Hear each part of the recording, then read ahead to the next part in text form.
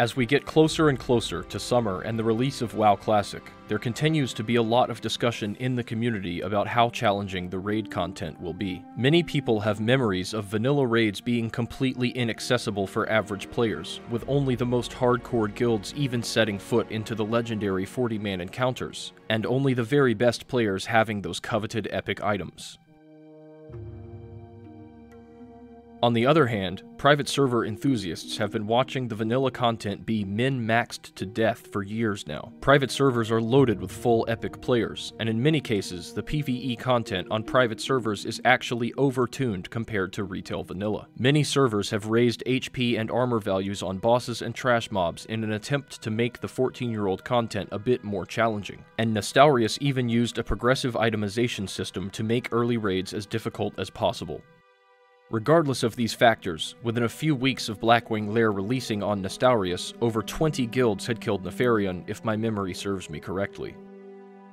So, what will the PvE landscape actually look like on Classic? It's hard to know because we don't have a lot of information regarding how Blizzard is going to tune the bosses. It certainly seems like they plan to use the default values from retail vanilla in terms of resists, armor, parry chance, HP, and stuff like that. Regardless, one thing is certain: bosses will die very quickly.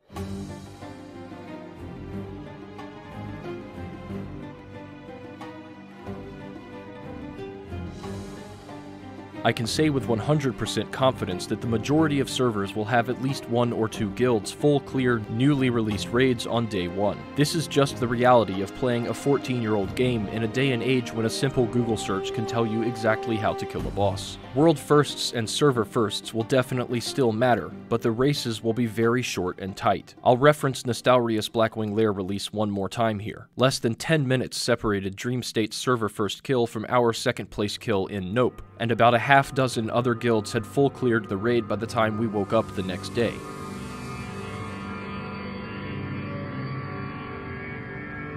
This is obviously a far cry from the long and grueling world first races we've become accustomed to seeing in modern WoW.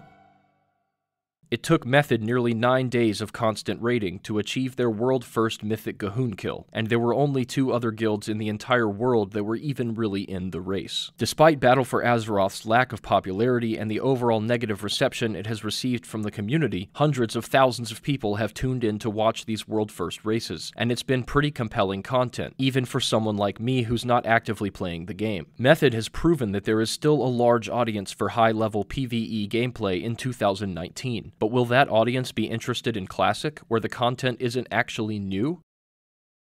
While the excitement of World First and Server First races will exist to some extent on Classic, it will be very short-lived. New bosses will drop in the blink of an eye simply because there will be hundreds of guilds that know exactly how to approach the raids on day 1.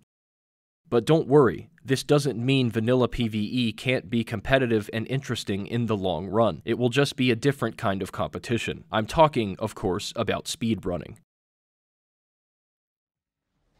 This room behaves pretty weirdly. Justin's going to be opening up the map right here, which saves a little bit of time. Because the moment we enter this room, every room adjacent to this room starts loading. But then this room was already finished loading, but the door doesn't open until the other room is finished loading. So by opening up the map, you make that door open once it's finished loading, instead of waiting for other doors to finish loading. In 2010, the world was introduced to Games Done Quick, a semi-annual speedrunning event to raise money for charity. A few years later, speedrun.com launched with the goal of providing one central place for speedrun records to be verified and archived. While people have been speedrunning games like Doom and Quake since the 1990s, and the Speed Demos archive has existed since 1998, it wasn't until around the launch of speedrun.com in 2014 that the concept really exploded in popularity and made it onto the radar of the mainstream gaming community. Today, there are millions of fans hooked on watching the best runners in the world masterfully completing games, and coincidentally, some of the most popular titles for speedrunning are retro games like Super Mario 64 and GoldenEye 007. This is an important fact to keep in mind, and one we will come back to later. Speedrunning's explosion in popularity happened right around the same time that vanilla private servers were experiencing a similar explosion in popularity. In the summer of 2013, the vanilla scene was heavily concentrated on the Phoenix Emerald Dream project, and European guild Team Plague was widely considered to be the best on the server. Competition and rivalries were fierce, but there wasn't really a way to objectively measure success until a really awesome guy named Dilatazu launched Realmplayers.com, the first ever armory and statistics website for private servers. The community immediately embraced the Realmplayers project, and a few months later, Dilatazu introduced Raid Stats, a Realmplayers plugin that collected detailed parses for private server raids and uploaded them to the website. Features included a world boss kill tracker, a guild ranking list, and leaderboards for individual DPS and healing records. There was also a clear time leaderboard for each raid. Team Plague initially held the #1 spot, but at first this particular feature was largely ignored, and there wasn't too much discussion about speedrunning in the vanilla community. That all changed when North American guild Ride and Dirty put together an impressive BWL clear, breaking Team Plague's server record and claiming the #1 spot on the clear time leaderboard. An infamous thread appeared on the Phoenix forums that was simply a screenshot of the leaderboard followed by a gif of a rapper throwing money into the air. Ride and Dirty members proceeded to spam the thread with similar gifs to taunt Team Plague, and the thread quickly blew up to become one of the most active posts ever on the forum. It didn't take long for Team Plague to plan their own maxed out speedrun. They reclaimed the #1 spot and clapped back with a forum thread of their own. Within a few months, the vanilla community, which was small at the time, had full-blown speedrun fever. Guilds became obsessed with finding ways to improve their clear times, and by the time Nostalrius released in early 2015, speedrunning had become one of the primary forms of competition within the vanilla scene. Nope held the BWL record on Nostalrius with a clear time of 32 minutes and 57 seconds. After the Nostalrius shutdown and its revival as Lightbringer, Progress achieved a 25-minute clear, and just a few months ago, longtime Vanilla Guild Vanguard from the Kronos server posted a new BWL world record, achieving a full clear in 20 minutes and 23 seconds. I'll include links to all three of these impressive clears in the video description.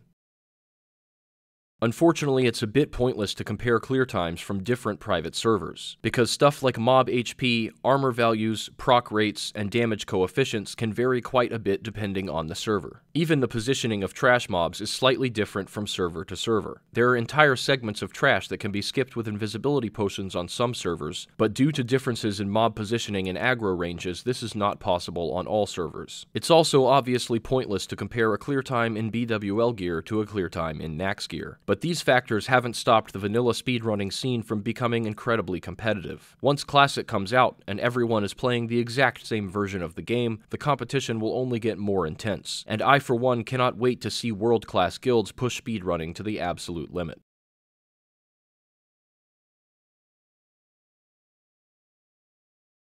Over the past 10 years, speedrunning has emerged as a super fun way of making retro games competitive. I'd be willing to bet that almost everyone watching this video has played through The Legend of Zelda: Ocarina of Time. It's an absolute classic and has been around for 21 years, but even today, speedrunners are finding new ways to push the limits of the game. Just a few weeks ago, the Ocarina of Time world record was broken once again by Norwegian speedrunner Torje, posting a mind-blowing time of 17 minutes and 1 second. It's easy to see why fans of retro games have fallen in love with speedrunning. It creates endless replay value and ensures that competitively minded players always have something to work towards, even when playing 20-plus-year-old games that would be otherwise irrelevant. It's no coincidence that the vanilla community has also fallen in love with speedrunning, and you can rest assured that clear times will be one of the primary measuring sticks for hardcore guilds on Classic. If the idea of perfecting your run for a world record doesn't get you excited to step back into vanilla raids, then I don't know what will. Like I mentioned, once we are all playing the exact same version of the game with the same values on trash mobs, the same mob positions, the exact same boss mechanics, the same proc rates on items, and the same rules in terms of stacking buffs and consumables, the intensity of competition when it comes to speed clearing raids will surely reach a fever pitch. Getting a server first kill on Classic will surely be an accomplishment any guild can be proud of, but as I mentioned at the beginning of the video, the races will be short and tight. I can guarantee that clear times will be just as meaningful as server first kills, if not more so. Chasing individual DPS and healing records is also incredibly addictive for PvE-minded min-max players.